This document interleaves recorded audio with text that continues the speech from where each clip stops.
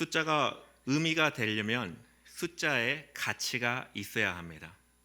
수학적인 용어에서 조금 어렵긴 합니다만은 쉽게 설명드리면 100원이라고 하는 동전에는 100원의 가치가 있습니다. 100원이 이렇게 모이면 얼마가 되죠? 100억이 됩니다.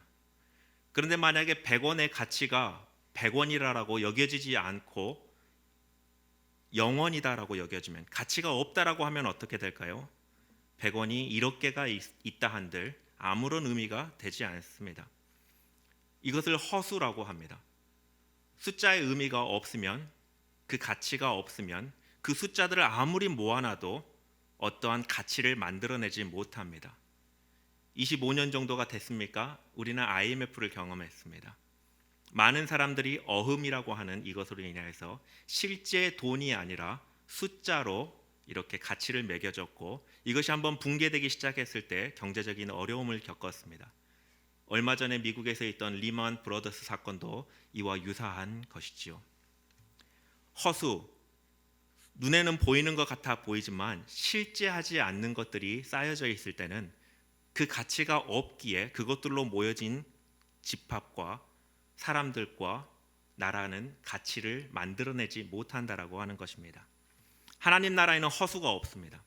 하나님은 진리 되시기 때문에 빛으로 비춰주시고 모든 것을 밝히 드러내시기에 그 나라에는 가치 없는 허수의 개념이 없습니다. 그러나 이 땅에 사는 우리에게는 여전히 유혹들이 존재합니다. 그리스도인으로 살고 싶지만은 무늬만 그리스도인이고 그 안에 생명력을 갖지 못한 성도들이 간혹 존재하곤 합니다. 그럴 때 어떻게 될까요? 하나님의 나라가 견고하게 세워지지 못합니다. 교회가 든든히 세워지지 못합니다. 성도가, 신실한 그리스도인이 허수가 되기 위한, 허수가 되어버리는 가장 큰 위험성은 어디에 있을까요? 그것은 멈춤에 있습니다. 안주하는 것이죠. 이 정도 우리가 성장했으면 됐어. 이 정도 우리가 모이면 됐어. 이 정도 우리가 전도했으면 됐어 라고 할 때 그곳이 바로 매우 위험한 상태라고 하는 것입니다. 백조가 호수 위에서 아름다운 그 자태를 유지하기 위해서 끊임없이 물길질하는 것을 여러분들은 다 아실 것입니다. 피아노 전공생들이 공통적으로 하는 말이 있습니다. 하루를 연습을 하지 않으면 내가 알고, 이틀을 연습을 하지 않으면 교수님이 아시고, 3일을 연습을 하지 않으면 청중들이 안다라고 하는 것이죠. 백조나 피아니스트나 그 노력을, 그 운동을, 그 생명력을 위한 끊임없는 발길질을 멈출 때 그 가치가 약화되고 잃어버려지고 결국 허수가 되어버리는 것입니다. 오늘 우리가 이 골로새서의 말씀을 통하여서 하나님 앞에 우리의 생명력이 다시 한번 불타올랐으면 좋겠습니다. 안주하지 않았으면 좋겠습니다. 이것으로 만족하지 않고 다시 한번 우리가 새 힘을 얻어 시작되며 하나님 은혜를 주옵소서, 다시 한번 달려가기 원합니다. 믿음으로 견고히 서기를 원합니다. 이렇게 하나님께 함께 고백하는 저녁이 되기를 원합니다. 바울은 에바브라를 통하여서 골로새 성도들의 소식을 들었습니다. 먼저 바울이 들었던 소식은 무엇이지요? 골로새서 1장 4절부터 6절의 말씀을 우리 함께 볼까요? 우리 함께 한 목소리로 읽어보겠습니다. 4절부터 6절까지에 있는 말씀입니다. 이는 그리스도 예수 안에서 너희의 믿음과 모든 성도에 대한 사랑을 들었으며 너희를 위하여 하늘에 쌓아둔 소망으로 말미암음이니 곧 너희가 전에 복음 진리의 말씀을 들은 것이라.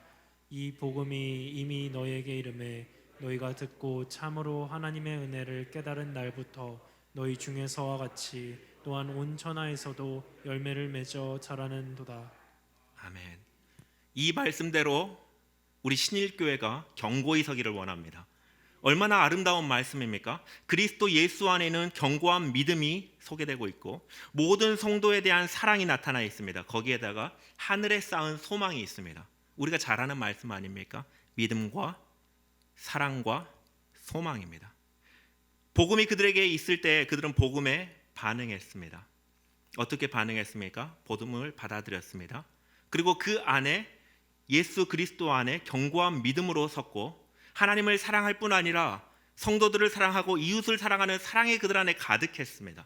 그리고 비록 그들은 핍박 가운데 있었음에도 불구하고 어려움 가운데 있었음에도 불구하고 하늘에 대한 분명한 소망 가운데 있었습니다. 얼마나 멋진 소식입니까? 근데 그것으로 끝났습니까? 이 열매가 그들 안에서도 맺어지고 6절 하반절에 보면 너희 중에서와 같이 또한 온 천하에서도 열매를 맺어 자라는도다 라고 하고 있습니다. 너무나 멋있는 말씀 아닙니까? 우리 교회 안에서도 복음이 주어져서 우리가 믿음으로 사랑으로 소망으로 열매를 맺어 자라고 또 우리가 계속해서 분립개척하고 또 다른 4호, 5호, 6호의 교회를 분립개척하고 그래서 하나님이 우리를 인하여서 얼마나 영광 받을지 생각할 때 마음이 벅차지 않습니까? 바울은 에바브라를 통해서 이런 소식을 골로새 성도에 대한 소식을 듣게 되었습니다. 그때 바울이 어떻게 반응합니까? 할렐루야, 감사합니다 하나님. 얼마나 그 큰 감사가 있겠습니까? 그러나 그것으로 끝나지 않았습니다. 오늘 9절의 말씀을 한번 보겠습니다. 함께 읽겠습니다. 이로써 우리도 듣던 날부터 너희를 위하여 기도하기를 그치지 아니하고 구하노니 너희로 하여금 모든 신령한 지혜와 총명에 하나님의 뜻을 아는 것으로 채우게 하시고. 아멘. 골로새에 있는 성도들에게 은혜가 주어졌을 때 바울이 그것에 감사로 끝나는 것이 아니라 여기에 적극적인 반응을 하게 됩니다. 이번 주일날 우리가 선교에 대해서 은혜에 대한 적극적인 가장 큰 반응이다라는 것에 대해 살펴보지 않았습니까? 사랑하는 성도 여러분, 하나님의 은혜가 주어질 때 우리는 그것에 만족하고 그냥 평안하다라고 끝날 것이 아니라 그 은혜에 대해서 반응을 해야 됩니다. 이 반응은 단순하게 감사합니다의 반응이 아닙니다. 우리의 액션이 필요합니다. 순종이 필요합니다. 무엇을 향해서 나아갈 것인가에 대한 반응이 필요하다는 것이죠. 바울이 그러했습니다. 골로새에 있는 성도들을 위하여서 그치지 아니하고 기도하기를 그치지 않았습니다. 기도와 간구를 그치지 않았다라고 하는 것입니다. 그 내용은 무엇입니까? 9절 하반절에 나타나는데요. 너희로 하여금 모든 신령한 지혜와 총명에 하나님의 뜻을 아는 것으로 채우게 하시고 라고 하는 것입니다. 바울이 끊임없이 기도와 간구를 하는데 모든 영적 지혜와 총명, 이 총명은 이제 이해력을 말합니다. 하나님의 뜻을 이해하는 것을 말합니다. 이해할 수 있는 그 은혜를 하나님이 계속해서 부어주시도록 간구하고 있는 것입니다. 채우게 하시고 하나님을 이해할 수 있는 이해력과 하나님의 뜻을 알 수 있는 지혜를 그들에게 끊임없이 채워주시도록 구하고 있는 것입니다. 여기서 알다라고 하는 단어가 일상적으로는 이제 그노스라고 하는 단어가 사용이 됩니다. 이제 알다라는 것이죠. 경험적인 지식을 말합니다. 우리는 이곳저곳에서 많은 지식을 접하지 않습니까? 주워듣는 지식도 있고 체험하는 지식도 있습니다. 아는 것들입니다. 근데 여기에서는 이 특별한 단어를 씁니다. 에피그노스라고 해서 앞에 에피라는 단어가 붙습니다. 이 에피라는 단어가 붙음으로 인하여서 이 지식이요, 그냥 단순하게 정보를 아는 정도로만 끝나는 것이 아니라 그 정보의 모든 과정들을 이해하는 것을 이야기합니다. 아마 어머니들이 공감이 될 것 같습니다. 자녀들이 엄마의 사랑을 어느 정도나 이해한다라고 생각하십니까? 어느 때가 되면 엄마의 사랑을 이해하게 되죠? 딸이 시집을 가서 자녀를 키워보면 엄마의 마음을 이해하게 됩니다. 엄마의 사랑을 이해하게 됩니다. 이 에피그노스라고 하는 단어가 그것입니다. 단순하게 엄마 우리를 사랑하시죠? 라고 자녀들이 아는 지식이 그노스, 일반적인 지식이다, 경험적인 지식이다 라고 한다면 에피그노스라고 하는 단어는 이제 그 마음까지도 이해하고 왜 그렇게 사랑하시는지를 깨닫게 되는 것을 이야기합니다. 바울이 기도했던 것이 바로 그것입니다. 단순하게 하나님이 어떤 분이신지를 아는 것에 그치는 것이 아니라 하나님을 이해하는 거였습니다. 구원받아서 은혜를 누렸습니다. 이제 하나님을 이해하게 되는 것입니다. 왜 하나님께서 나를 사랑하셨는지, 왜 우리로 하여금 서로 사랑하라고 사랑의 이중계명을 주셨는지를 이해하게 되는 것입니다. 하나님을 이해하기에 하나님의 뜻이 무엇인지를 이제 이해하게 되는 것이죠. 바울은 골로새에 있는 성도들에게 안주하지 않았습니다. 멈추지 않았습니다. 끊임없이 격려하며 기도했습니다. 에피그노스, 하나님을 이해하게 되고 하나님을 아는 지식이 그들 안에 충만케 하여 주옵소서라고 계속 기도했던 것이죠. 하나님의 마음을 온전히 이해하며 하나님의 뜻을 알아가는 것은 오늘 본문의 말씀 가운데 크게 두 가지로 나타나 있습니다. 먼저는 행하는 것이고 두 번째는 감사하는 것입니다. 골로새서 1장 10절 11절 말씀을 다 같이 읽어보겠습니다. 주께 합당하게 행하여 범사에 기쁘시게 하고 모든 선한 일에 열매를 맺게 하시며 하나님을 아는 것에 자라게 하시고 그의 영광의 힘을 따라 모든 능력으로 능하게 하시며 기쁨으로 모든 견딤과 오래 참음에 이르게 하시고. 아멘. 주님께 합당하게 행한다는 것은 하나님을 기쁘시게 한다라고 하는 것입니다. 합당하게 행한다라는 것이죠. 합당한 태도만 가지고 있는 것이 아닙니다. 분명한 액션이 있습니다. 행동이 있습니다. 하나님은 우리의 마음의 중심을 보세요. 우리의 마음에 어떠한 태도를 가지고 있는지를 보십니다. 아주 중요합니다. 그러나 그것이 전부가 아닙니다. 그 마음에서 나타나는 적극적인 반응의 행동이 반드시 필요합니다. 그 적극적인 행동, 선한 일은 무엇을 만듭니까? 열매를 맺게 합니다. 그래서 예수 그리스도를 믿는 하나님 나라의 백성들은, 성도들은 필연적으로 열매를 맺어야 합니다. 반드시 열매를 맺어야 됩니다. 우리의 삶에 복음의 열매를 반드시 맺어야 됩니다. 먼저는 내 안에서 복음의 열매를 맺어야 되고 외부에서도 열매를 맺어야 됩니다. 반드시 열매를 맺어야 됩니다. 이 열매를 통해서 어떻게 됩니까? 우리 권사님께서도 기도하셨지만 하나님을 기쁘시게 한다라는 것입니다. 하나님을 기쁘시게 하는 이 열매를 맺는 선한 일을 함으로 우리는 우리의 마음에 주님께 합당한 태도를 드러내는 것입니다. 내가 주님께 합당한 태도를 가지고 있습니다. 겸손의 마음이 있습니다. 어떻게 증명하실 것입니까? 야고보서는 행함이 없는 믿음에 대해서도 이야기합니다. 믿음이 있다면 그것을 보여야 되지 않겠습니까? 사람이 아니라 하나님께요. 어떻게 보이실 것입니까? 열매를 통해서 보인다라고 이야기하고 있습니다. 무슨 열매입니까? 골로새서 1장 6절 말씀을 다시 한번 보겠습니다. 같이 읽겠습니다. 이 복음이 이미 너희에게 이름에 너희가 듣고 참으로 하나님의 은혜를 깨달은 날부터 너희 중에서와 같이 또한 온 천하에서 열매를 맺어 자라는도다. 어떤 열매입니까? 복음의 열매입니다. 골로새 성도들에게 복음이 주어졌을 때, 복음이 그들에게 전파됐을 때 그들은 복음을 받아들였습니다.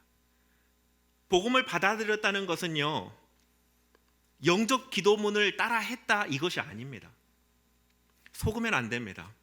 물론 영적 기도문을 통하여서 성령께서 그 안에 역사하시고 예수님을 인격적으로 받아들일 수 있도록 도우십니다. 그 기도문을 통해서 수많은 사람이 예수님을 인격적으로 영접했습니다. 그러나 그 영접 기도문이 주문과 같이 예수님을 영접하는 단계가 아닙니다. 복음을 받아들였다는 것은 전적으로 주님께 주권을 내어드림으로 삶의 변화가 시작됨을 의미합니다. 그들 안에 삶의 변화가 있었습니다. 그리고 교회 안에 있었습니다.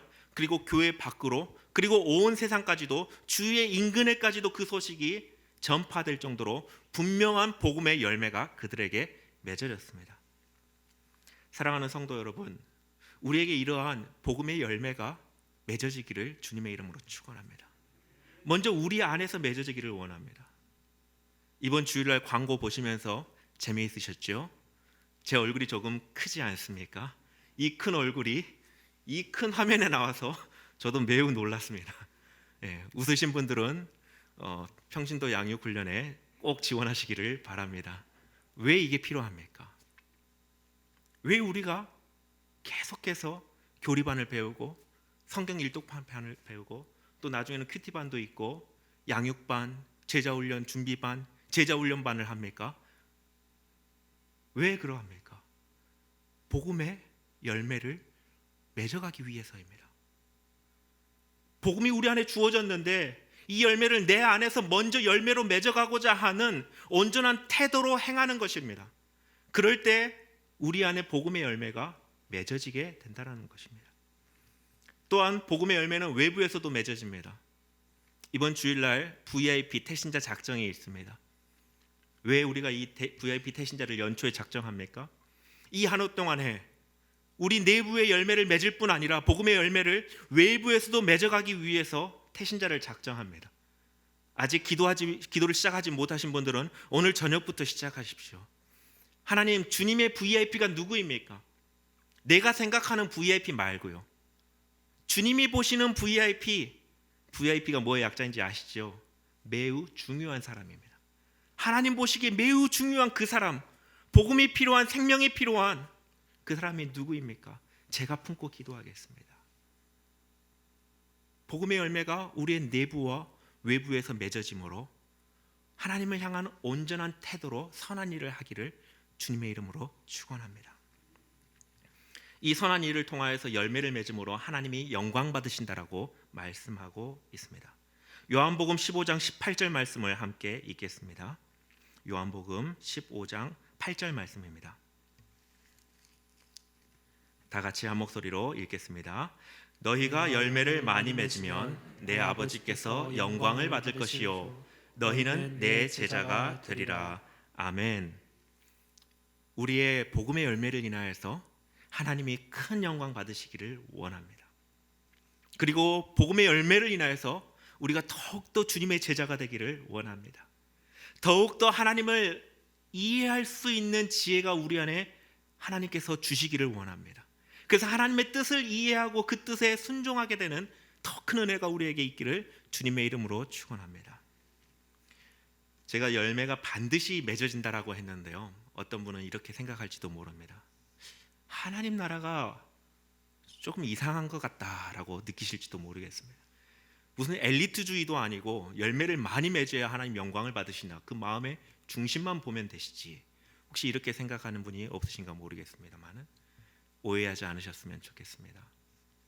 하나님은 우리에게 열매를 맺을 수 있는 능력을 전부 주시는 하나님이십니다. 우리가 하나님을 향해서 온전한 태도를 가지고 선한 일을 행할 때에 반드시 필요한 것이 있습니다. 바로 10절 말씀을 다시 한번 11절 말씀을 다시 한번 읽겠습니다. 시작. 그의 영광의 힘을 따라 모든 능력으로 능하게 하시며 기쁨으로 모든 견딤과 오래 참음에 이르게 하시고. 아멘. 영광의 힘을 따라 모든 능력으로 능하게 하시며 라고 하고 있는데요, 여기까지는 하나님께서 행하실 일입니다. 여러분 너무 걱정하지 마십시오. 너희들 능력을 가지고, 너희들의 스스로의 자원을 가지고 너희들이 훈련하고 준비하고 연습하고 단련해서 열매를 만들어내라 라고 우리에게 말씀하시는 것이 아니라 합당한 태도요. 그 합당한 태도가 무엇입니까? 10절 하반절에 나오죠. 11절 하반절에요. 모든 견딤과 오래 참음으로, 주님께서 힘주실 것을 오직 견딤과 오래 참음으로 선한 일을 행할 때 모든 능력을 누가 주십니까? 하나님께서 주시겠다라고 말씀하고 계십니다.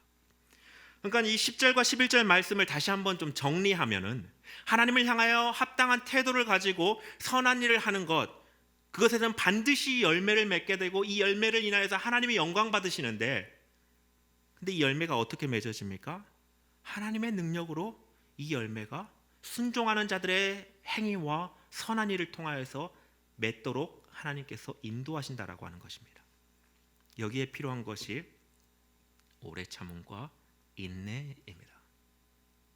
사랑하는 성도 여러분, VIP가 쉽게 바뀌지 않죠.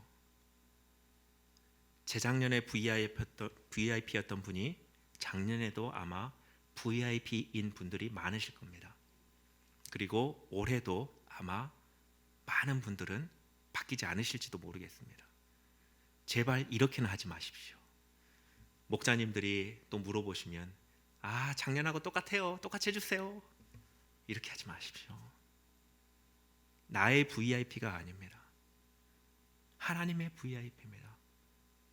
온전한 합당한 태도를 가지고 나아가는 자세가 무엇일까요? 선한 일을 행하는 자세가 무엇일까요? 하나님의 마음을 갖는 것입니다. 오래 참고 견뎌야 됩니다. 해도 안 되겠지, 안 되는 믿음을 가지고 하면 안 됩니다. 절대로 안 됩니다. 작년에 VIP가 올해도 VIP고 20년 후에도 그분이 VIP로 남을 수밖에 없습니다. 오래 참음과 견딤으로, 이 오래 참음과 견딤은 무엇을 참는 겁니까? 네가 교회 오나 안 오나 보자 하고 우리 VIP와 줄다리기 하는 것이 아닙니다. 하나님의 때가 어느 때입니까? 주님의 능력이 나타나기를 기다리는 것입니다. 그럴 때 VIP 가운데 하나님의 마음을 이해하게 되고 하나님의 뜻을 헤아리게 되고 선한 일을 하게 되고 열매를 맺게 된다라고 하는 것이죠. 그럴 때 어떻게 되죠? 하나님이 기뻐하신다라고 하는 것입니다. 우리는 표를 가지고 있지 않습니까? 하나님을 기쁘시게. 어떻게 기쁘시게 할 수 있을까요? 우리가 이 한 주 주님의 날을 예비하면서 이 VIP를 작정하면서 하나님을 기쁘시게 시작했으면 좋겠습니다. 주님이 능력 주시고 열매를 맺으실 것을 확신합니다. 주님이 바라보시는 VIP 내가 품겠습니다. 나로 알게 하여 주옵소서. 그럴 때 우리 모두에게 열매를 반드시 맺을 수 있는 하나님의 능력을 가득 부어주시기를 주님의 이름으로 축원합니다. 하나님의 마음을 온전히 이해하게 되며 하나님의 뜻을 알아가는 두 번째는 감사하는 것입니다. 오늘 본문의 말씀 12절부터 14절 말씀을 다시 한번 한 목소리로 읽겠습니다. 시작. 우리로 하여금 빛 가운데서 성도의 기업의 부분을 얻기에 합당하게 하신 아버지께 감사하게 하시기를 원하노라. 그가 우리를 흑암의 권세에서 건져내사 그의 사랑의 아들의 나라로 옮기셨으니 그 아들 안에서 우리가 속량 곧 죄사함을 얻었도다. 아멘. 하나님은 우리를 흑암의 권세에서 건지셨습니다. 다 같이 저를 따라서 한번 해보실까요? 아멘. 네, 다시 한번 해보겠습니다. 하나님께서 우리를 흑암의 권세에서 건지셨습니다. 아멘. 너무나 중요한 소식입니다. 하나님이 우리를 사망에서 건지셨습니다. 대출을 해보신 적이 있으십니까? 대출이 완전히 다 상환되면 어떨까요? 저도 아직 큰 돈을 대출해 본 적이 없어서 아직 그 감격은 모릅니다만은 어깨에 무거웠던 짐이 벗어진 것 같은, 날아갈 것 같은 기쁨이 있다라고 이야기하는 사람의 말을 들은 적이 있습니다. 더 큰 기쁨을 누리는 사람이 있습니다. 대출을 누군가가 대신해서 갚아주면 더 큰 기쁨이 그 사람에게 있습니다. 이것이 바로 은혜입니다. 은혜. 하나님이 우리를 흑암에서 건져내셨는데 어떻게 건져내셨습니까? 우리가 원하지 않는데 건져내 주셨습니까? 아니요. 우리는 흑암 가운데 종로를 하고 있을 그때에, 그러나 우리는 종의 신분에서 벗어날 수 있는 죄의 값을 지불할 수 있는 능력이 없었던 그때에, 평생 그 죄의 값을 갚아내도 갚지 못할, 갚을 수 없는 그 빚에 허덕이고 있을 때에, 그래서 사망의 종로로 되어 있을 때에 하나님께서 우리를 흑암의 권세에서 건지셨습니다. 이것이 바로 은혜입니다. 은혜가 당연히 여겨지는 곳에는 감사가 없습니다.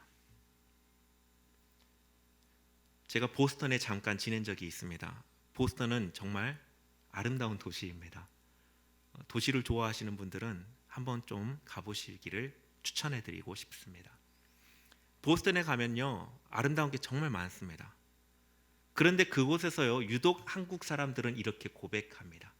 공기가 참 맑다. 왜 그렇습니까? 미세먼지와 황사로 진통을 겪다가 보스턴 공항에 딱 내렸는데 하늘이 이 화면과 같은 색깔입니다. 파랗습니다. 너무나 아름다운 풍경들이 많이 있지만 눈에 보이는 것은, 느껴지는 것은 공기가 참 맑다, 잘 왔다, 이것입니다. 그 공기를 은혜로 여길 줄 아는 것입니다. 은혜가 있는 그곳에 감사가 있습니다. 구원의 은혜는 우리가 마땅히 감사해야 될 은혜입니다. 이 구원의 은혜를 값싼 은혜, 당연한 은혜로 여기지 마십시오. 우리가 일상에 감사 노트를 적지 않습니까? 제가 성도님들께 여쭤보고 저의 감사의 제목을 나누기도 하는데요, 너무나 어려워하시더라고요. 그런 기준으로 감사의 감사의 일기를 쓴다면 하나님께서 무지 바쁘게 일하셔야 될 겁니다. 불가능한 일들이 막 자꾸 일어나야지 그런 것들을 감사로 적은다고 하면은요, 정말 이 세상이 보통 세상이 아니게 될 것입니다. 일상의 감사는요, 하나님이 우리에게 주신 은혜를 기억하는 것입니다. 두 가지 은혜를 소개해드리고 싶습니다. 먼저는 구원의 은혜입니다. 흑암의 권세에서 우리를 건져내사 사랑의 아들의 나라로 옮기셨습니다. 아멘. 우리를 피해값으로 사신 그 구원의 은혜를 기억할 때 우리는 일상에서 끊임없이 감사할 수밖에 없습니다. 그것을 감사하지 않고 어떻게 살아갑니까?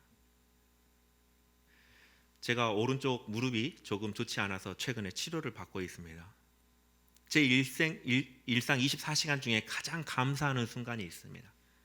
새벽 기도 때 저희 집이 4층인데요, 4층에서 계단을 내려오는 순간입니다. 그때마다 불안하거든요. 오늘 왠지 내려가면서 오른쪽 무릎이 통증이 느껴지면 어떻게 되지? 걱정이 됩니다. 한 걸음 딱 디딜 때, 주님 감사합니다. 몸이 아프지 않아서 감사한 것도 있지만 하나님이 나와 함께 하심을 인하여서 감사하게 되는 겁니다.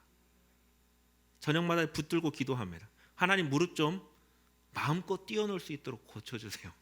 저 축구도 하고 싶습니다. 주님, 이제 대신방도 해야 될 텐데 건강 주십시오. 기도합니다. 근데 새벽 기도 또 계단을 딱 딛는 순간 통증이 없을 때 얼마나 감사한지 몰라요. 하나님의 신실하심 인하여서 주님을 찬양합니다. 그러면서 새벽에 교회로 옵니다. 계단 한 칸이 감사의 조건이 되는 순간입니다. 나를 구원하셔서 나와 함께 하신 하나님, 그 주님과 함께 하기에 나의 일상이 무엇이 넘칩니까? 감사가 넘칩니다. 그냥 내가 밥 먹을 수 있어서 감사, 이걸 적으라는 게 아닙니다. 나를 구원하셔서 내 삶에 주님이 함께 하시는 것을 적는 것입니다. 두 번째 은혜는 구원받은 자들에게 주시는 은혜입니다. 야고보서 4장 6절 말씀을 우리 함께 읽어볼까요? 야고보서 4장 6절 말씀입니다. 다 같이 함께 읽겠습니다.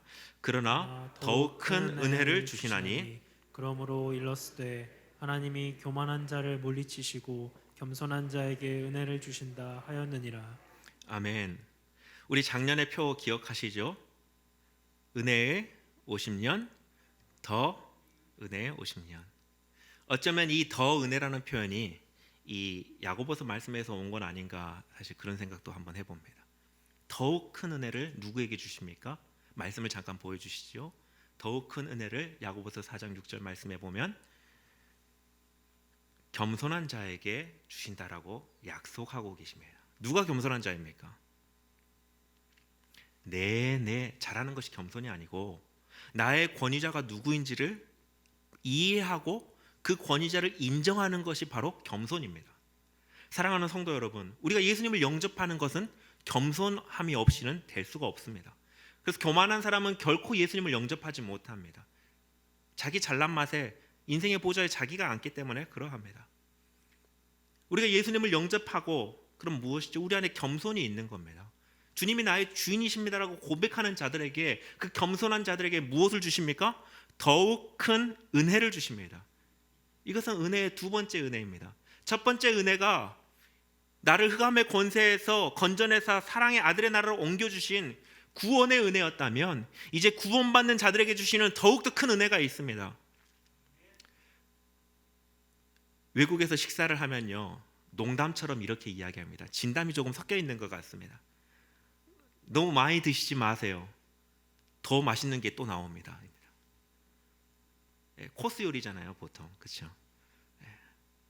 그래서 마지막에 뭐 내놓는지 아십니까? 디저트 내놓습니다. 저는 고기가 막 먹고 싶었는데 뒤에 더 좋은 고기가 나오는 줄로 생각하고 안 먹었는데 그게 다 끝이더라고요. 그래서 쿠키하고 디저트 내와서 조금 실망한 적이 있습니다만은, 뒤로 가면 갈수록 더 좋은 게 나옵니다. 구원받은 은혜요, 너무나 소중합니다. 생명입니다, 생명. 그런데 이게 끝이 아니에요. 더 좋은 게 있습니다. 구원은 우리에게 생명을 주셨다라고 하면 더 큰 은혜는요, 하나님을 우리에게 주신 것입니다. 하나님 나라가 우리 안에 임하는 것입니다. 하나님의 통치가 임하고 하나님이 우리와 동행하셔서 하나님의 뜻이 무엇인지 알고 하나님의 마음이 무엇인지 이해하게 되고 하나님의 나라를 소망하고 함께 그 일을 할 수 있도록 우리에게 더 큰 은혜를 주신다라고 하는 것입니다.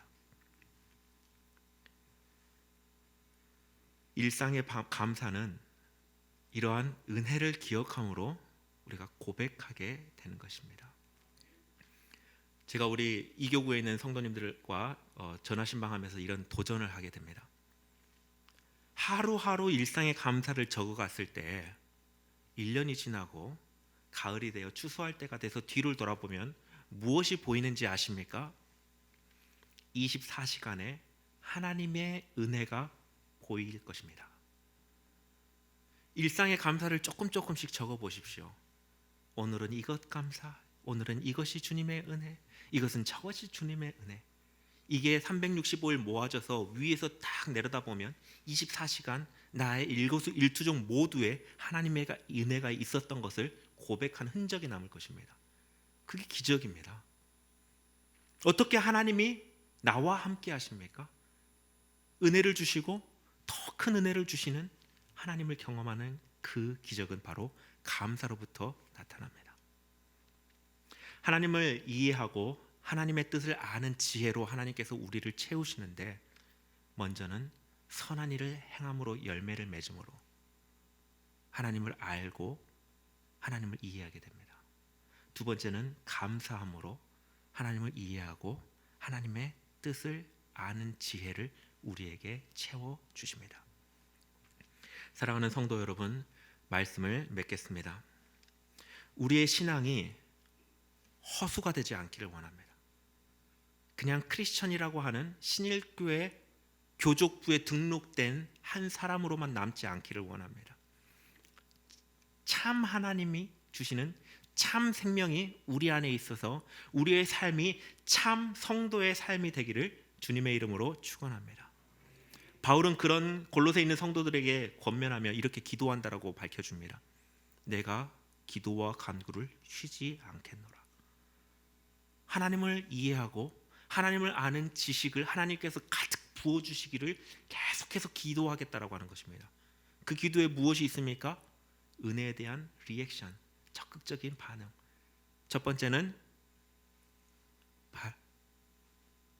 선한 일을 통하여서 열매를 맺음으로 하나님을 기쁘시게 하는 것. 두 번째는 감사함으로, 하나님의 은혜에 감사함으로 하나님을 이해하며 하나님의 뜻을 알아가는 그 은혜를 주신다라고 하는 것입니다. 우리가 행함과 이 감사함으로 빛 가운데 거침없이 걸어가는 그리스도 나라 백성, 하나님 나라의 백성이 되시기를 주님의 이름으로 축원합니다.